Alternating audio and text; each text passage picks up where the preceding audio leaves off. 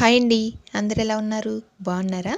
పప్పు చెక్కలు ఈ విధంగా చేస్తే చాలా బాగుంటాయండి. చాలా క్రిస్పీగా, టేస్టీగా చాలా బాగుంటాయి. ఈజీగా చేయొచ్చు. కావాల్సినవి ఏ విధంగా చేయాలో చూద్దాము.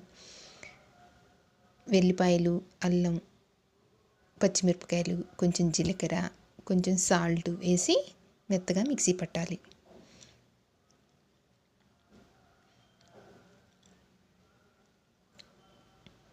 పిండి కలుపుకోవడానికి నీళ్లు వేడి చేసుకోవాలండి. పచ్చెనగపప్పు ఒక 2 గంటల ముందే నానబెట్టుకోవాలి. అవి శుభ్రంగా కడిగి రెడీగా ఉంచుకోవాలి. నేను 4 గిన్నెలు బియ్యం పిండి తీసుకున్నానండి. ఆ బియ్యం పిండి కూడా పొడి బియ్యం పిండి. అందులో నానబెట్టిన పచ్చెనగపప్పు పేస్ట్ పట్టాం కదా, అల్లం, వెల్లిపాయ, జీలకర్ర అవన్నీ ఆ పేస్ట్ వేసి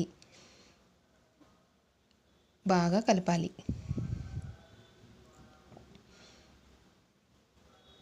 కొంచెం ఉప్పు వేయాలండి. ఫస్ట్ పేస్ట్లో కూడా వేసాం కదా, కొంచెం ఉప్పు వేయాలి. వేసి బాగా కలిపి ఇప్పుడు కొంచెం కొంచెం వేడి వాటర్ పోసుకుంటూ కలపాలి.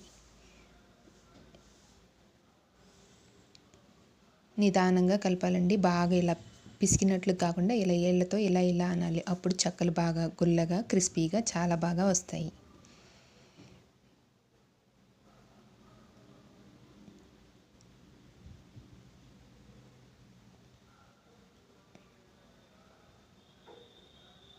ఉప్పు చూసుకోవాలండి. టేస్ట్ బాగోదు ఉప్పు సరిపోతే.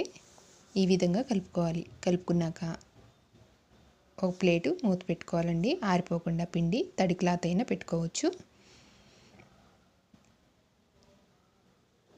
నూనె రాసుకొని చేతికి ఈ విధంగా చిన్న చిన్న ఉండలు చేసి రెడీగా పెట్టుకోవాలి. గ్యాస్ వెలిగించి ప్యాన్ పెట్టుకోవాలండి. ఆయిల్ పోసుకోవాలి డీప్ ఫ్రైకి.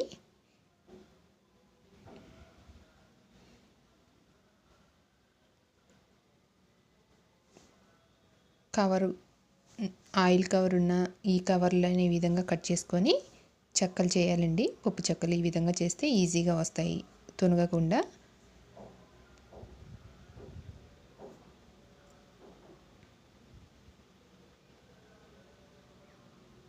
ఈ విధంగా చేసుకోవాలి.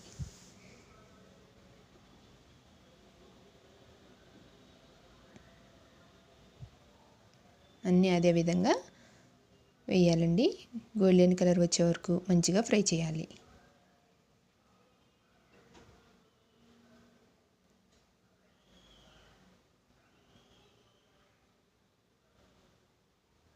చాలా ఈజీగా చేయొచ్చండి. చాలా బాగుంటాయి. నచ్చితే లైక్ చేయండి, షేర్ చేయండి, సబ్స్క్రైబ్ చేయండి, కామెంట్ చేయండి. పప్పు చెక్కలు రెడీ అయ్యాయండి. ఇదే విధంగా అన్నీ ఈ విధంగా చేసి ఒక డబ్బా పెట్టుకుంటే 1 వీక్ 10 డేస్ వరకు చాలా బాగుంటాయి. పిల్లలకి కూడా స్నాక్స్గా చాలా యూజ్ అవుతాయి.